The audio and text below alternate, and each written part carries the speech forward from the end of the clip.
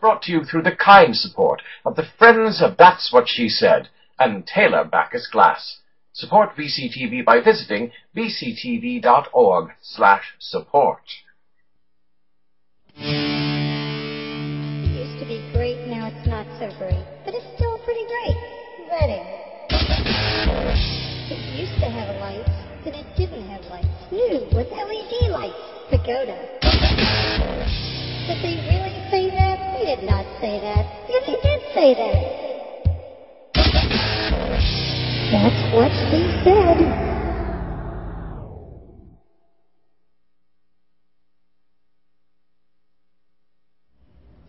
Well, good evening and welcome to another episode of That's What She Said. Doesn't it feel like the devil came up from the inferno and sat right on top of us lately? Are you all surviving? I hope so.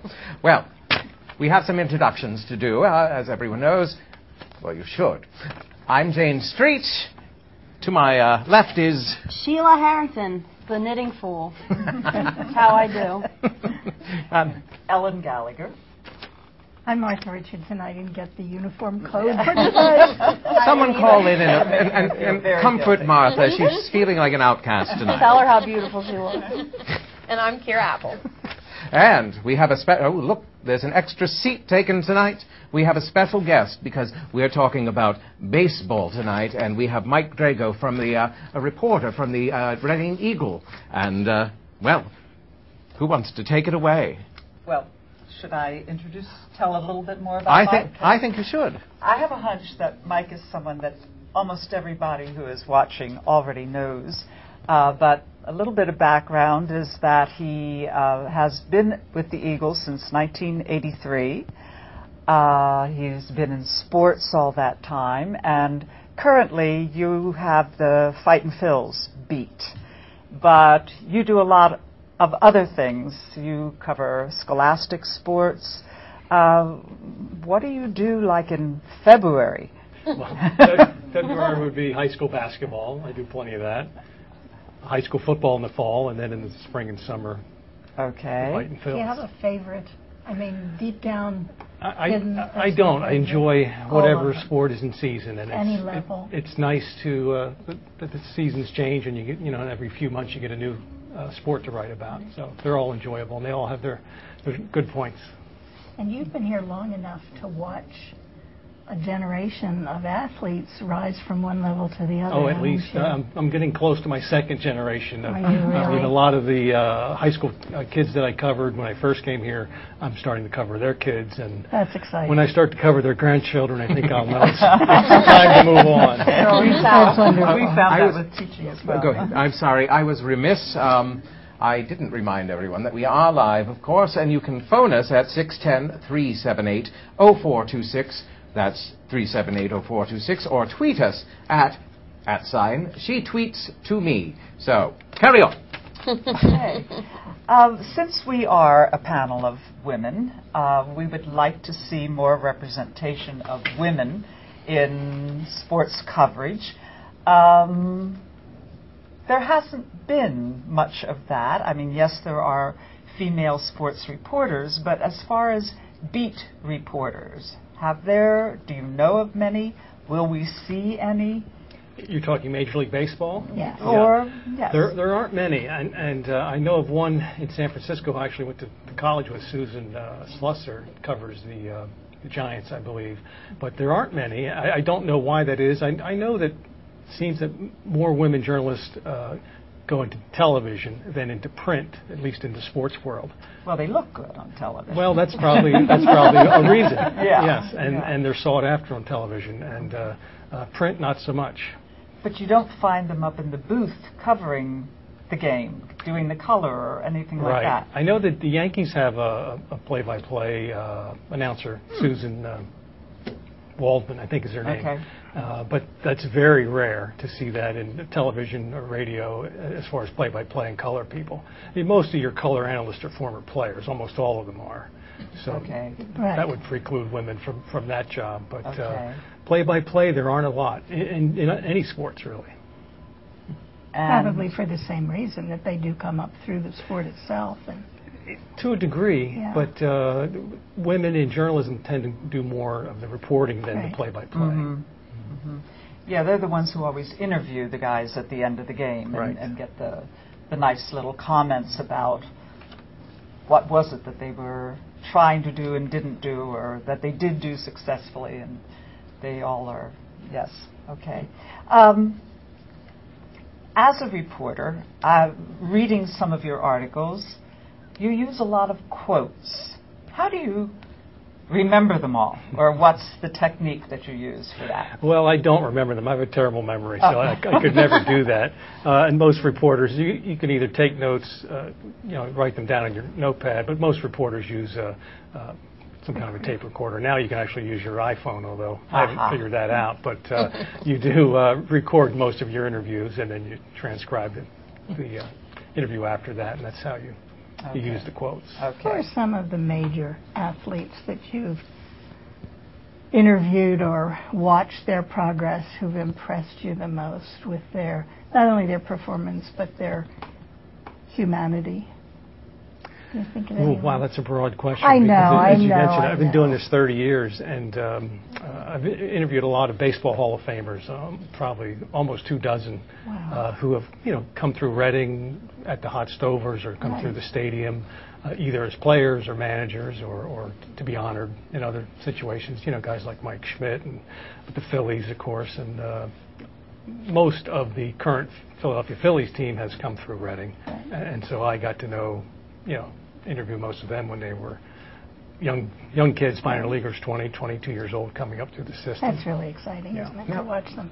How do you think a reporter would do on a beat, having to go into the locker room and such? Do you think that would be an issue, or would the guys behave? It happens all the time. It's not an issue. I mean, if the players are generally alerted and they're told to cover up, and it's not a big deal. I mean, it happens, especially in I've covered the Philadelphia Eagles and the Phillies, and there's always at least one female reporter and in there. So the guys get used to that. They know about it, and they should act professionally. And if they don't, then they're told about it. Interesting. But by then it may be kind of late. Right, and there have been instances where players get out of line, and there have been lawsuits and things like that. So hopefully, teams try to avoid that, certainly. But we've occasionally had some female reporters in Reading, some from our own staff, and they have locker room, clubhouse access just like everyone else. Oh, okay. That's great. Okay. Yeah. Do you keep in touch with any of the players that you've gotten to know over the years? Somewhat in recent years, because of Facebook, it's become a little easier. Generally, and my own rule is I wouldn't, become like a Facebook friend with anyone who's currently playing until they're retired or moved on to another organization. Yeah, like a conflict of right, interest. that's exactly right. But some of the older players who've come through here 10, 15 years ago, I'm in touch with. And sometimes it's a good reporting tool to find players. 2 years ago, when we had the 10-year anniversary of 9/11, I wrote a story about the impact of 9/11 on the Reading Phillies, who at the time were in the playoffs. They were headed to New Britain, and that playoff series got canceled because the attacks happened the day the series was supposed to start. So I did a 10-year follow-up on the Reading Phillies, and that was the way I was able to track these guys down, because they're all over the country. And through that, I've maintained those contacts since writing that story. Okay. Are any of them in professional baseball at this point? A few were at that time. Of course, they would have all been 30 to 35, by that point. That's when their careers start to come to an end. But, others have stayed in it, coaching at the college level, the pro level. So is anything exciting going on in Reading sports? Oh, not much. I mean, some guy by the name of Alex Rodriguez stopped by this week to play, and that was a little interesting. And how was he? Uh-oh. He's an interesting guy. I'm sure you know about his background and many of the allegations about him, and he was very cordial and friendly, and had even visited Reading as a yes, and child. That's right. a big scoop of the week. He has relatives who still live here, and he has an aunt and at least one niece that I know of that live in Reading. And everybody was surprised to hear that he used to come here and spend his summers. But he was very cordial to the press, but he would not talk about current controversies going on regarding the biogenesis scandal and steroids and all of that. So we didn't get a whole lot of news out of him. Okay. And it may have been the one game he's playing this summer? We played 2, and now he'll be back, I believe, July 22nd. He'll end his rehab, and I think he'll be back with the Yankees that night. Okay. Yeah. Okay. Well, Can I ask you another question? I'm going to get a little more philosophical here. You've seen a lot of players, and I think you're being very humble. But I think I would like to know, because as a teacher, I saw students who seem to have a lot of talent in athletics in one event or another, one sport or another, and then they just kind of fade away for whatever reason. And then there are those that make it. And in addition to talent, ingrained, wonderful talent, what other qualities do you think are necessary, or do you see in those that you know who have gone on and really made it? Well, I think the most important thing is internal drive. I mean, the talent, when you get to this level and above, it's pretty close, it's pretty equal. But the difference, the guys are separated by how badly they really want to succeed. And sometimes you have to totally devote your life to it to make it, because it's a very challenging profession, professional sports. And just being fast or big or, being a good hitter, it's not always enough. You need that little extra to push you over the top. And the guys who've really succeeded the most and become the stars were guys I could even see at this level. You can tell who's really working 100% and beyond and giving it everything they have to succeed. And part of it, I would imagine, would be also dealing with the long dry spells of no hits after having a real rush of really good bats, and then suddenly not being able to get through that and see into the future that you're going to get past it. Right. You need a lot of mental toughness. Yeah. Because in baseball especially, they call it a game of failure. If you're successful 1 out of every 3 times, you're a great hitter. Right. That means you're unsuccessful 2 out of every 3 times. So you have to be able to absorb the tough times, the low moments, and have the resolve to get through that. And the baseball, especially of any sport, that's very important, because it's a long season and it's a difficult game. So you can't make it to the top and succeed at the top unless you're mentally tough. I think we see that even with high school athletes that I knew that just really had the drive to keep going and worked harder than anyone else, and you knew they were going to at least move into the college level. Thank you. Now, I want to know, out of all the sports, does baseball have the most superstitions? Or by are they far. equally No. Baseball players are very superstistic. The way their uniforms. I mean, sometimes they'll wear T-shirts or special socks under their uniforms. Or they're very superstitious about their bats, their gloves. You'll see pitchers run out to the field. They'll jump over that white line. And they don't like to talk about it either, but we know it goes on. Do you think the football players are just more quiet about their superstitions? No, it's a different kind of a sport. There's not as much downtime in football. There's not as much time to think. In baseball, you go 20, 30 minutes between your bats, and the ball might not be hit to you. So there's a lot of mental downtime where you can think about things more, long bus rides, rain delays, things like that. So I think that leads to baseball players overthinking things sometimes. Have you ever heard of a really good superstition? Good in terms of... I mean, like a really fun-sounding one. Like, I can't believe that's it. They're all kind of silly. I mean, Wade Boggs used to eat chicken every day because he thought it helped him hit. So, I don't know. I eat a lot of chicken, but it helped me. Well, yesterday was the All-Star game, the Major League All-Star game, and we were, most of us, rooting for the National League. After all, we're wearing our colors here. But you grew up in Baltimore. Martha's not wearing her colors today. But she's a Phillies fan. She really is.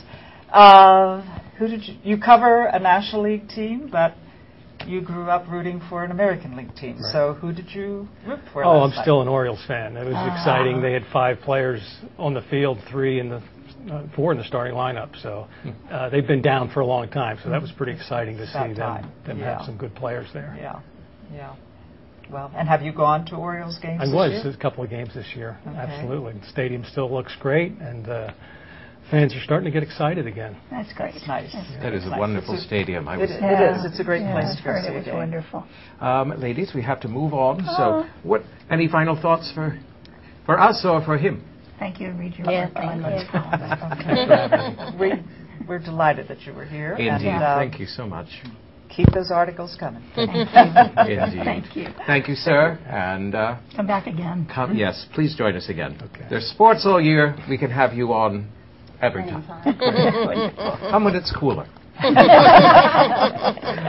All right. Well, coming up later in the program, we have some special guests. But as a little teaser, we spent some time at the Reading Fightin Phils Stadium, and heck, just roll the tape.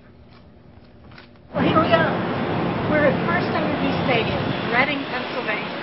This is one of Reading's jewels, and we're here with Todd Hunsicker, who is a big guy in all sorts of ways, and he's going to help us tour and tell us about the stadium, so that we can pass it on to him and talk about baseball. So here we are. Yay. The stadium was built in 1950, completed in 1951.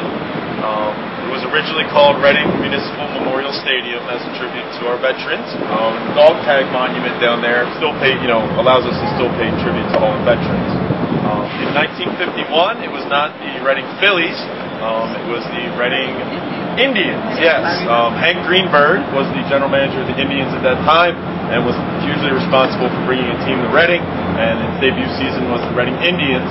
They were here for 2 full years. They were here for a couple seasons, and then eventually the Reading Red Sox came to town. Boston brought a team to Reading, and they were here for a longer period of time, and a lot of the folks in the Reading area have a lot of memories attached to the Red Sox because of their relationship here with Reading Municipal Memorial Stadium at the time.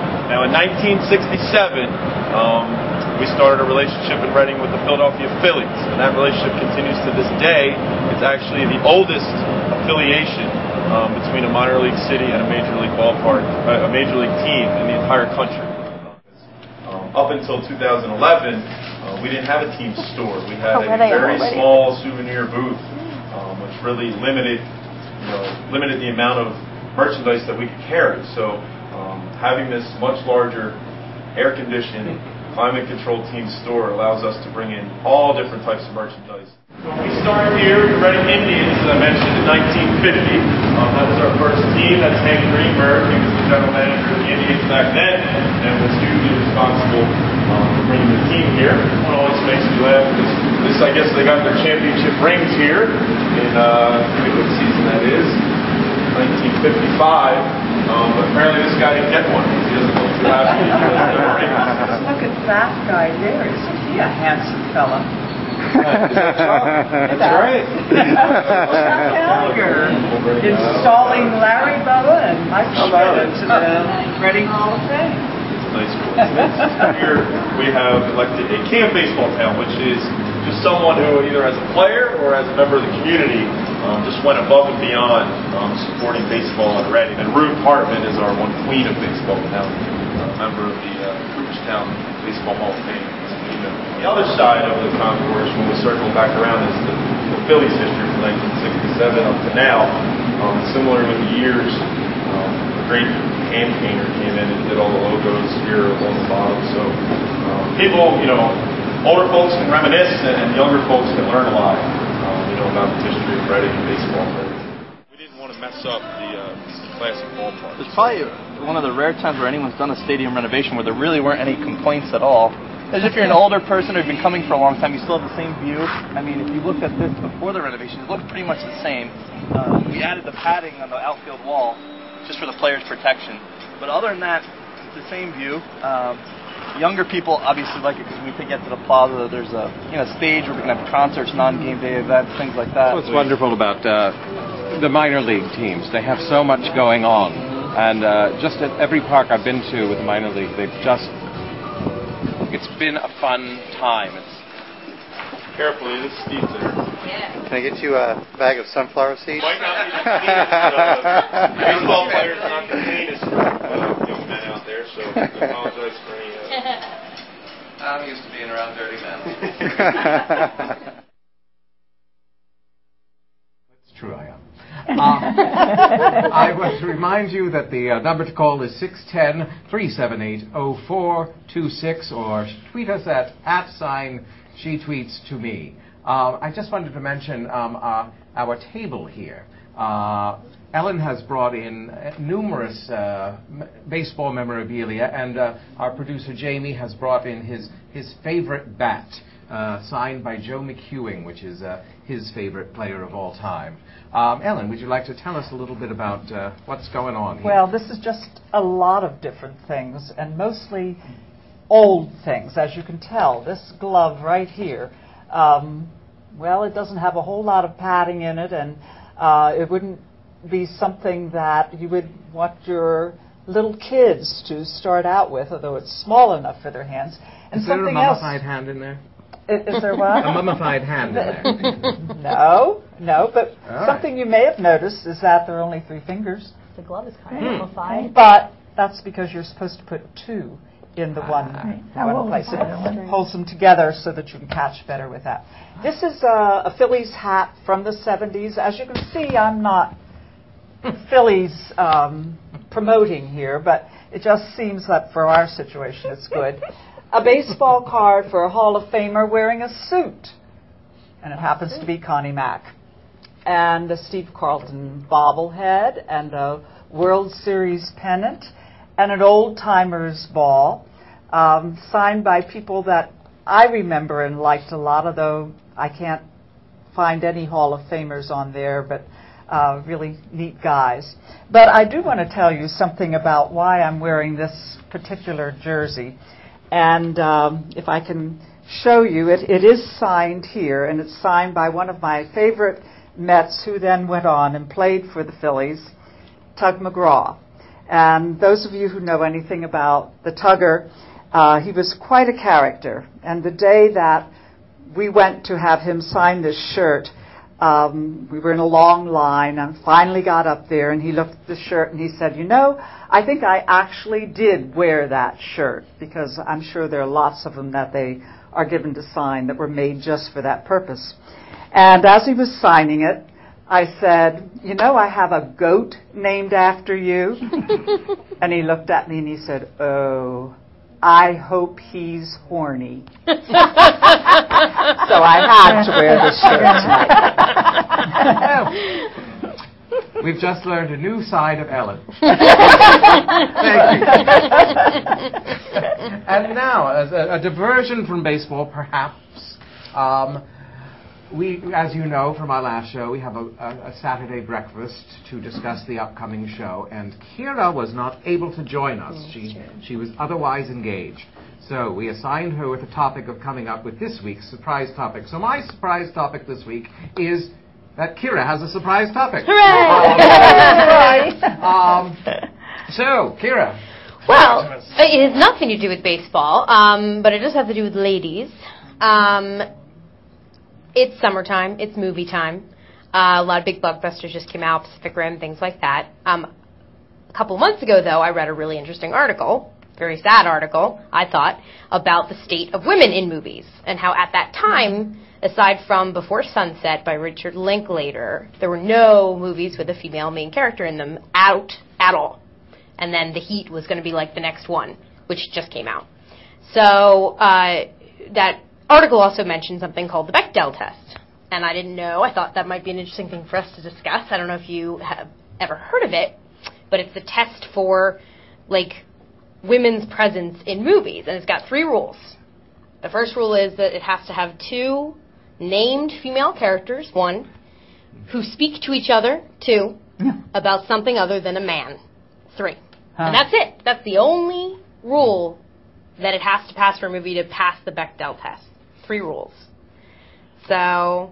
And I imagine that there are very few movies very that actually few. pass that. Even with as little requirement as that is. So I don't know if you could think of one that did or one that should that doesn't. Before Sunset, the one that I mentioned before, did actually pass it.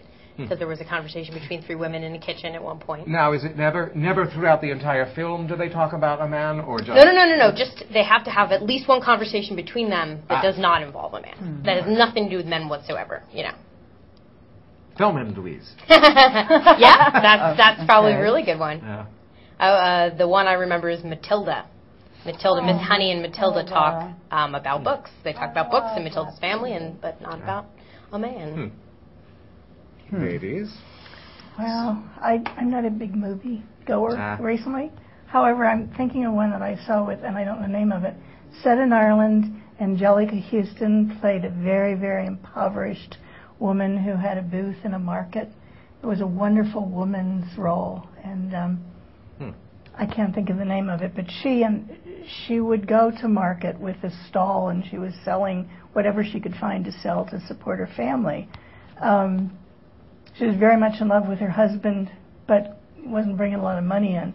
And the woman in the stall next to her, they had this amazing friendship, and the woman next to her developed cancer. And it was the support and the involvement of that friendship. And there's no stronger support than women for women, I think. And it was a beautiful film. I wish I could remember the name of it, but I could look it up. recommend it. That'll be trivia. Call in if you know the answer. Call in if you know the answer. Sounds like a typically happy Irish movie. Yeah, it does. Typical Angelica Houston. Yeah, it's funny that you mentioned that because, I mean, I don't know if this movie would even qualify. It's not even a movie appropriate for my age group, probably, but I like it, and I'm watching it a lot because it's on TV all the time. The Sisterhood of the Traveling Pants. Oh, yeah. Well, it has been very popular. That probably passes young women and girls. Plenty of ladies in that. Yeah. They always steal Magnolias, too. Oh, I love that movie. Unfortunately, the women, the movie The Women, based on the play The Women, Right. I don't think that passes it. And it's all women talking the whole time, but it's always about their husbands or about the woman whose husband's just left her, and I saw a movie not too long ago. It was at the Goggle Works called The East, which may or may not fit into this category because the main character is a woman, and it's about kind of eco-terrorism and very little having to do with love. And there is another very prominent female character that the two of them have form a bond, and it has nothing to do with the men involved in the film. It becomes a little bit of a gory thing because at one time the main character has to try to save the life of the other woman by putting her hand into her and getting a bullet out of her. Oh my God. I won't tell you how it ends. Good but suspense. anyway, Well, it's a good thing to keep movie. in mind whenever you're watching a movie to see if it passes the Bechdel test. Good. Yes. Very good. I will keep that in mind. Indeed. Was that Irish movie, too? It takes place here. No, it takes place in the Northeast. Right here in this studio. Right. We will see Ellen remove a bullet from one of us after the break. But right now we must take a break. I slept at a Holiday Inn last night. Well, there you go. So we will be back right after this.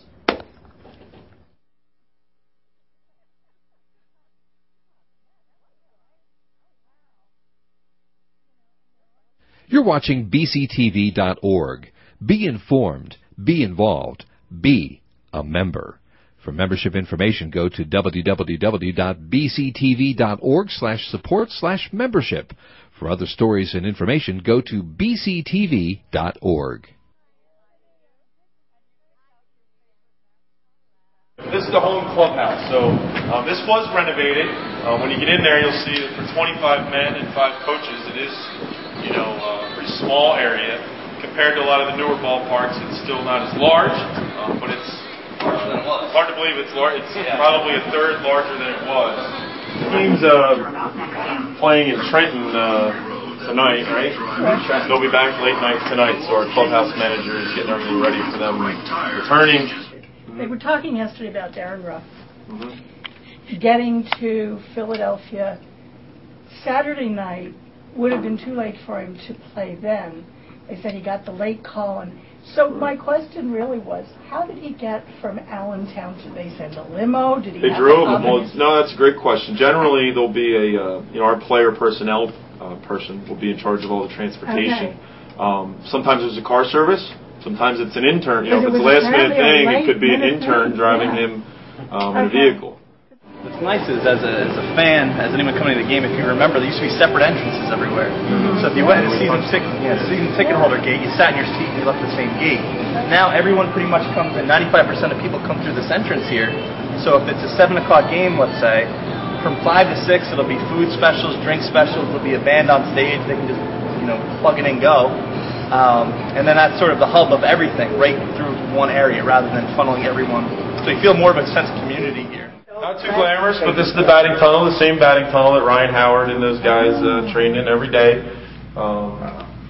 And we'll also, former player Mike Spadali and Eric Vallant, they do hitting clinics in here for kids and stuff when our team's on the road. So it's used quite a bit. If anyone wants to hit off the tee or anything. Oh, yeah. I'll do it. You want to hit one off the tee? Excellent. I'd love to. I'll set it up when it's easy because my arm's not loose enough. Oh, no, I definitely don't want to try to hit him. Lefty or right? Lefty. Me too, all right. Now let me get out of the way of the shot. Nowhere. Home run. Strike one. You get 3 strikes. 3 strikes. There you go.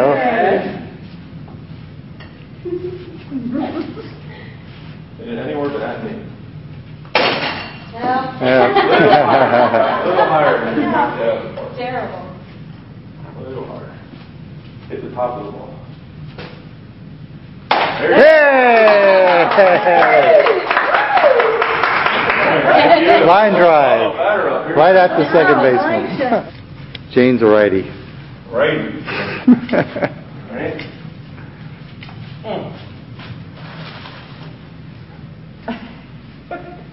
All right, first heels with second foot on the skirt.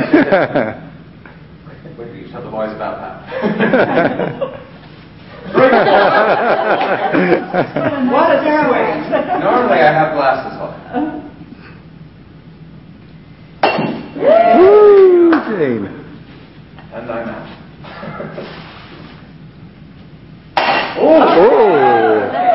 Good luck. Got it in this drive. Oh!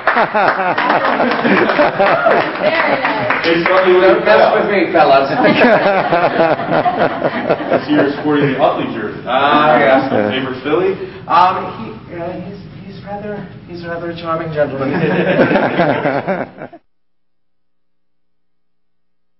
We are back with these wonderful gentlemen, and that's gone out of my head. Todd Hunsicker and Anthony Pignetti. I knew I was going to mess that up. Pignetti. That's good. Pignetti. They are from obviously the FirstEnergy Stadium, the Fightin Phils, and they were kind enough to give us an amazing tour of the stadium. I have to get this out of the way first because Sheila is just chomping at the bit. I am chomping. I've been waiting for you guys all day. Todd has brought something very special with him.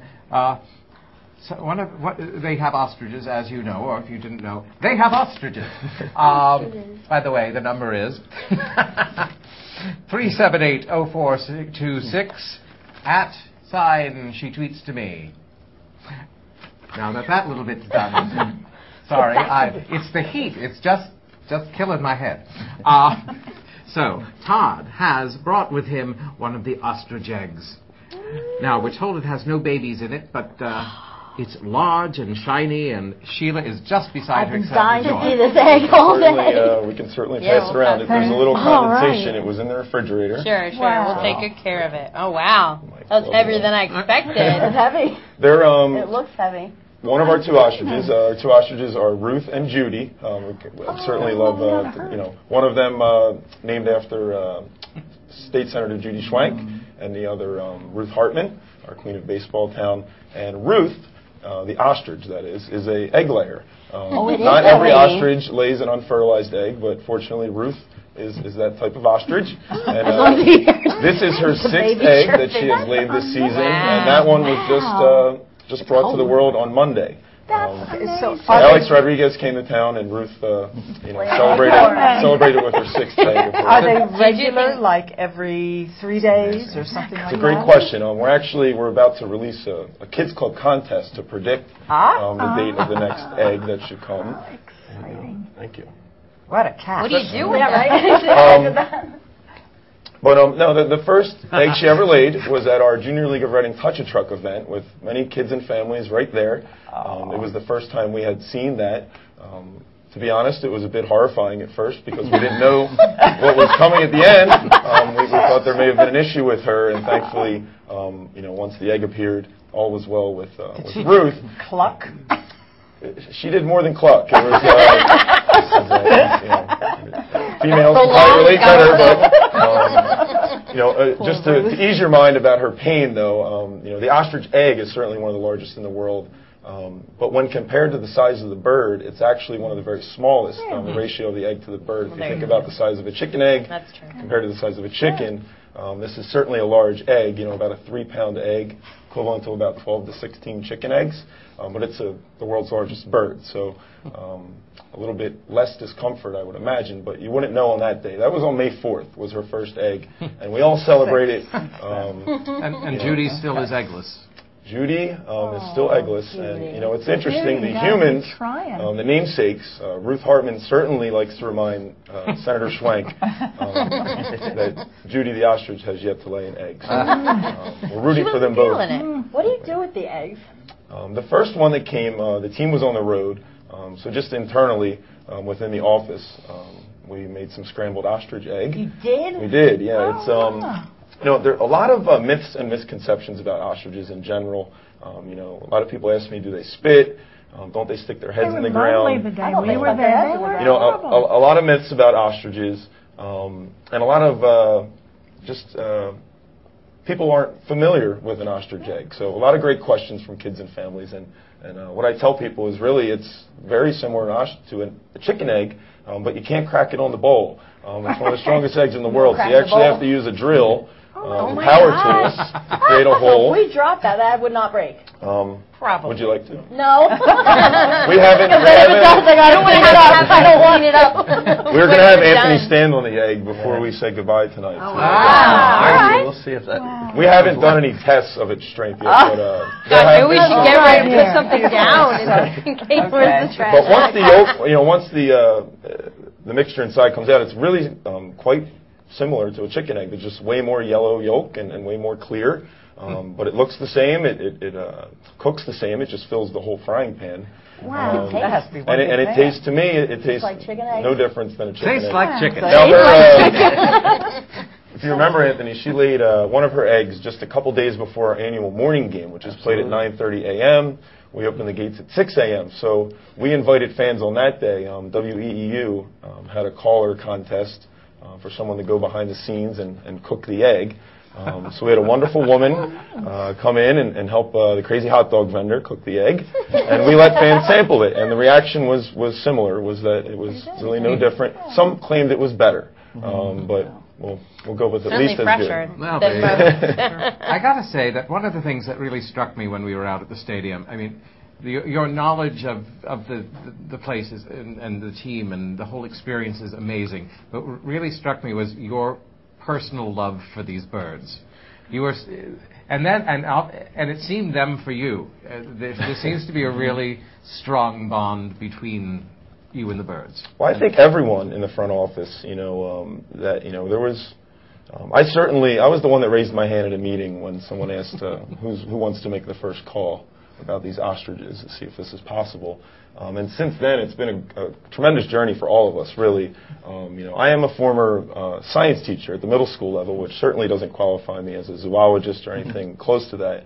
But it's really been a joy for me You know, we got the idea back in September, and all fall into the winter, speaking with ostrich farmers around the world, really, across the United States and in different countries. And there is an Ostrich Association of America, and close to home, you know, the Berks Agricultural Resource Network, Willow Creek Hospital, UPenn Veterinary School, just countless conversations with people all across the region with this fun idea that really no one had done before. So, you know, we visited a farm, you know, Roaming Acres Natural Farm is where they were born and raised. And just overall, it's been, I think they love everyone, and everyone loves them. Certainly that interacts with them. I think this shows us what the Fightin Phils are more than just a baseball game that is lots of fun to watch play the sport. The thing that impressed me, too, about the tour, and you two especially, was this is a family entertainment that's well reasonably priced, and it's local. And you said on Sunday, any game on a Sunday, kids go free. Yeah, Anthony. Yeah, every Sunday kids would get in free. So if a parent buys a ticket, you know, those 2 seats next to them, 3 seats would all be free. Every Sunday game they get in free, but also there's also a kids club event. So that first hour, if it's a, you know, a 1:30 game, 11:30 in that time frame, there's a certain kids club event. So earlier this year, every kid got to hit from home plate. Later this summer, on August, I believe 11th, there's a pirate princess party. So we'll have a big pirate ship in the plaza. You know, some of the boys will go with the pirates, the girls go with the princesses, and or whatever you want to do. The other way around. Whatever you want to do. Yeah, it's a lot of fun. I want to be a pirate. And it's cheap. It's reasonably priced, and there's not much for families that you can do around here. You know, the family of 4 can come out, you know, for around $48. There's hot swimming dog, pools. Soda, you know. Picnic places. Absolutely. Well, speaking again about the ostriches, we have one more little bit of tape, and roll it. So as we walk up, just to share some of the stories of why we have these ostriches. You know, it started with our logo. So like I said, a lot of teams have success with fun, cartoon animal characters. Richmond flying squirrels. You know, there are no flying squirrels in Virginia, not indigenous. They just thought it was a fun character. The Lehigh Valley Iron Pigs, while that name pays tribute to the old steel workers, it's not like there are a lot of pigs running around in Allentown. So what do we have? Well, we already have the crazy hot dog vendor, who's the most popular character here by far. He rides an ostrich, if you will. So they started playing around with ways to incorporate the ostrich, and this is where we got. University of Colorado runs a buffalo around the field. Like, we have to be, I mean, how hard could it be to have an ostrich? So they said, who wants to take the lead on finding this out? And I raised my hand at a meeting, and little did I know raising my hand at that meeting would now lead me on this incredible journey. Judy, named after Senator Judy Schwank. The more restful today, Ruth, as we said, named after Ruth Hartman. You saw her photo. She's a queen of Baseball Town, in the Baseball Hall of Fame as a female player. But 2 really awesome women from Reading, you know, from Berks County. And we're limited in the stories we can tell about females in the game of baseball. These girls will live here in this pen, about a 1/4-acre pen, until the end of the season. Then they'll go back to their farm in New Jersey. We'll pay for their food over the off-season and then have them brought back in the spring. So ostriches live up to 40 years in nature. So Ruth and Judy could be calling Baseball Town home for many decades. How old are they? They're a little over 2 years old, just a few months over 2 years old. Last year they would have been way down here. So they grow tremendously fast in the first couple years, and they're just about full-grown size now. They might grow another 6 inches tall. If you'd like to, I would just hold it way back. Wow. Yeah, to start with. She will get your finger. There you go. You want to go much closer than that. She will. There you go. So they don't have teeth, but they can pinch by accident. There is a little trick my father showed me here. If you put it like in between your fingers like this, then they can't really bite you. So they can even a small piece right out of here. Anybody else wants to? It's not every day you feed them. I can feed an ostrich. So I would say if you go like that, she might nip your finger, but if you put it between your fingers there, just keep your hand flat. In cartoons, I always show. Oh, she got you there. You all right? Should I kiss? Careful. See, first of all, we don't have males for a reason. The males are very aggressive. The males can grow up to 9 feet tall, over 400 pounds, and in summer it's the mating season, and they're trying to impress everyone and be tough. So we would not be able to care for, nor we want to care for the males. Females, by nature, are way more docile, way more passive, curious by nature. You know, if they feel comfortable and safe and protected, they're very curious creatures, almost like a house cat. Like they just come right over to you, which is not a problem. Put me in, Coach. You want to go with that? A little bit before the gates open, we take them out front in an enclosure. Our kids can get this close to them. They're behind a fencing like this, but that is really when the brunt of our education happens. And just kids, they ask every question under the sun, and from time to time I'll get a question I don't know the answer to, and I'll follow up and research and learn a little bit more. Well, we have to say thank you to Margaret for arranging this wonderful tour to the FirstEnergy Stadium with the Fightin Phils tour by Todd. Hunsicker. There we go. And we've just had a marvelous time meeting the players' clothing and hitting some balls and watching the Ostriches. So thank you for joining us. We'll see you back in the studio. Thank you. Bye. Bye. Now, one thing we didn't discuss on the tour that I wanted to bring up, they have a monument out front of dog tags. And could you tell us a little bit about that? Yeah, when the stadium was constructed in 1950, it was originally named Reading Municipal Memorial Stadium as a tribute to our veterans. Since then, it's gone through a couple different name changes. It was GPU Stadium at one point, and is currently FirstEnergy Stadium. But when not the most recent renovation, but some years ago, the outside of the ballpark was changed a bit, and the dog tag monument was dedicated. That will stand there, as long as the ballpark does, to continue to pay tribute to our veterans, even though the name has changed over the years. That's wonderful. And now tell us about the beard. Well, you're I do, very hairy man. Not my normal appearance, and many opinions on both sides. My mother certainly has very strong opinions about the beard. But when I go into schools, I often open with the fact, this is. I apologize for my appearance. I grew this when we got the Ostriches. This represents my knowledge growth of these two flightless birds. So I'm told we have a home viewer. Come on in. Who's there? This is Senator Judy Schwenk. Oh, all right. Now, what's up with your bird? I can't tell you how profoundly disappointed I am.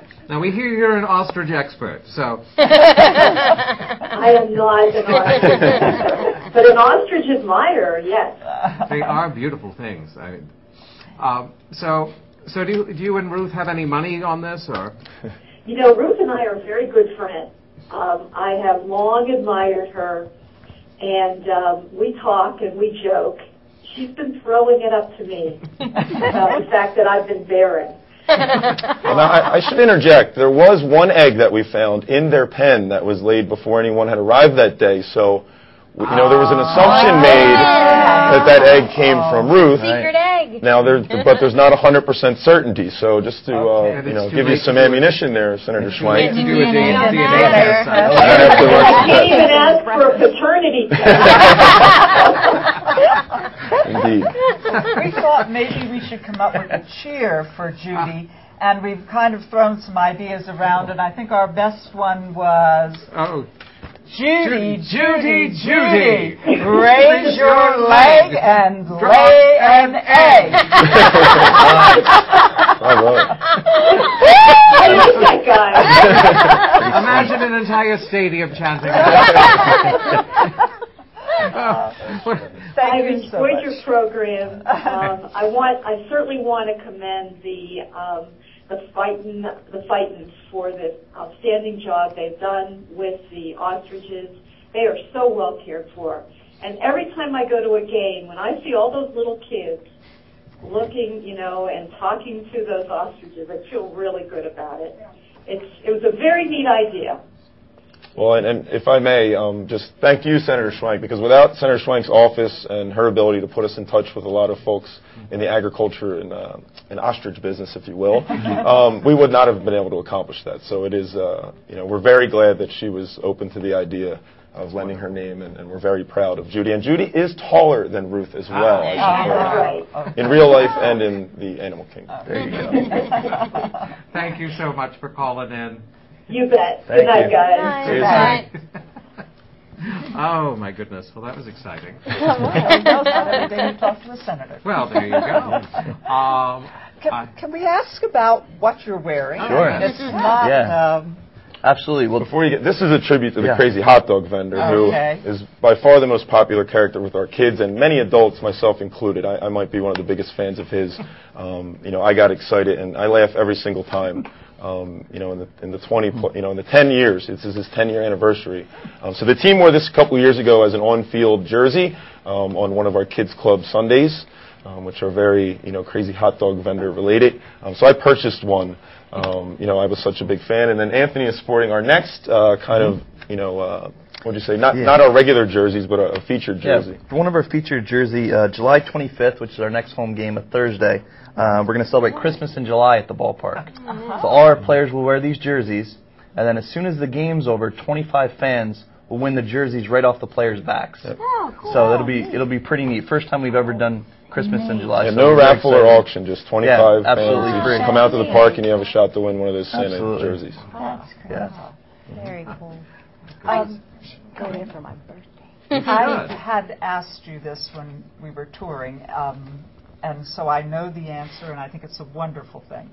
I happen to have a 5-year-old granddaughter who is scared out of her mind anytime she sees Santa Claus or a mascot. Mm-hmm.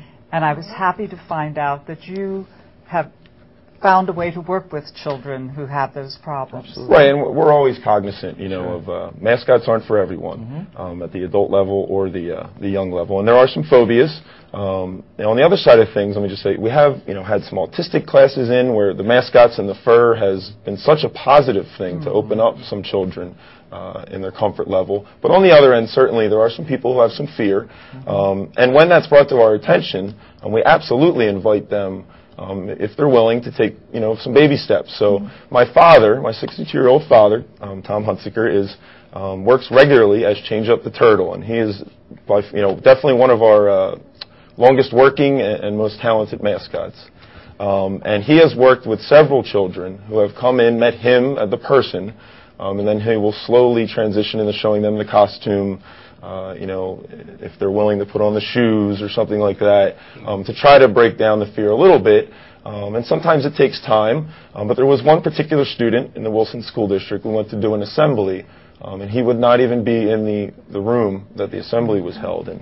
The assistant principal, brought it to my attention, and we met with him afterwards, and his father brought him to the ballpark a couple times, and he's worked up to the point where I don't think mascots are his favorite thing in the world, but he's certainly a lot more comfortable. So if there are any people out there that have any anxiety, any children that have anxiety, feel free to reach out to me personally or anyone in the organization, and we'll do our best to bring a mascot to your location or invite you to come and just have a little fun with it. It's usually the best way to counteract and that. Todd, you are the Director of Education, aren't you? Director of Educational Programs and Music. I'm a former teacher and a former full-time musician, so it really is an extraordinary opportunity for me on a personal level.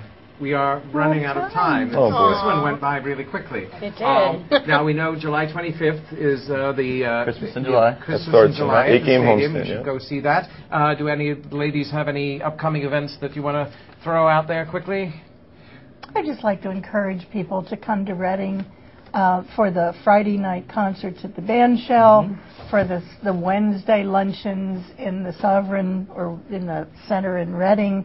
There are a lot of really wonderful things happening right in downtown Reading, and then on the way out, you can stop to see the Fightin Phils. What could be better? As long as they're home. As long as they're home. Well, even when we're not, we have a concert this Saturday when the team's on the road. Open every day. Fightins.com. There's plenty of events even when the team's on the road. Excellent. Fightins.com. We are, That's What She Said, and we want to thank Mike Drago and Todd Hunsicker and Anthony Pignetti. There you go. There you go. Fabulous. We will be back. Oh, my goodness, no one looked at that ahead of time. We will be back in September on... Third Wednesday. The third Wednesday, which is September 18th. September 18th. We may have an idea of what we're going to do about that show, but I think we have to clear it with the management first. So, thank you, Egg. Would you like to catch the egg? Go for it.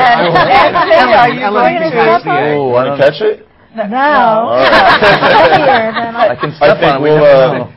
We'll do that on one of our kids' club Sundays. Save the egg in case we break it. But thank you for tuning in. We thank you, as always, to BCTV and our wonderful crew here in the studio. We will see you on September 18th. Have a wonderful summer and stay as cool as you possibly can. Thank you and goodbye. Goodbye. Thank you. Thank you.